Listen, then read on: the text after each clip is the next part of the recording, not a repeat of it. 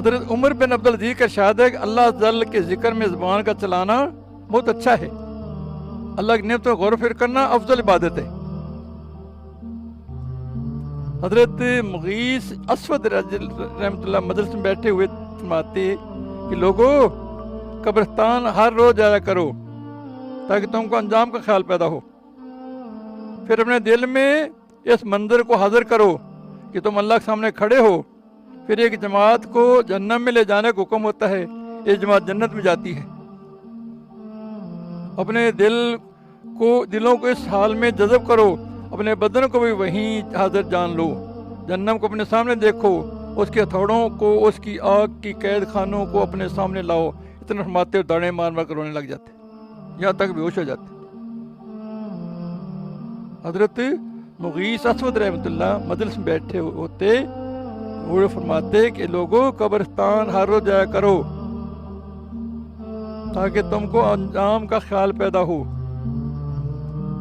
ہم قبرستان جا کے بھی سگریٹیں پیتے ہیں اور دنیا کی باتیں کرتے ہیں، ادھر ہی موج یاد نہیں آتی، اپنے ہاتھوں دفناتے ہیں، ایسے واقعات بھی دیکھتے رہتے ہیں،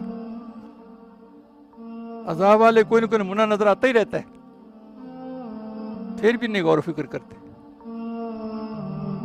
بعض قبروں میں کیڑے آ جاتے ہیں، پھر دوسری جگہ پھر کیڑے آ جاتے ہیں،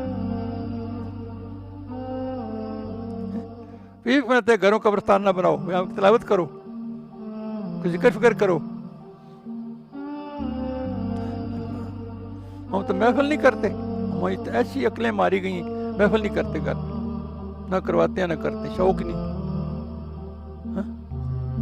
شادیوں میں آ کے 3 فنکشن کرتے ہیں،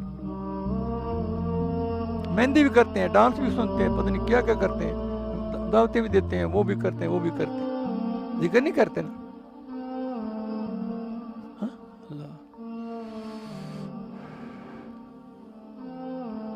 حضرت عبداللہ بن مبارک فرماتے ہیں کہ ایک شخص نے ایک راہب سے ایک قبرستان اور ایک کوڑا ڈالنے کی جگہ پر ملاقات کی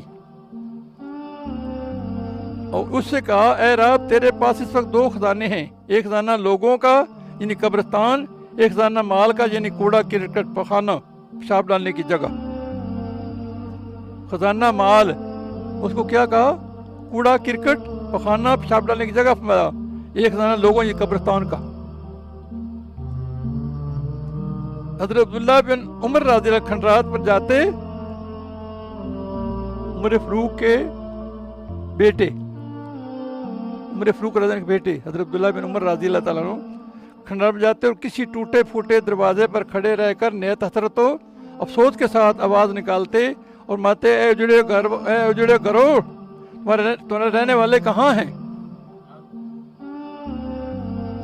پھر خود ماتے سب زمین میں چلے گئے، سب فنا کا جام پی چکے، صرف اللہ کی ذات کو مسکی والی بقا ہے۔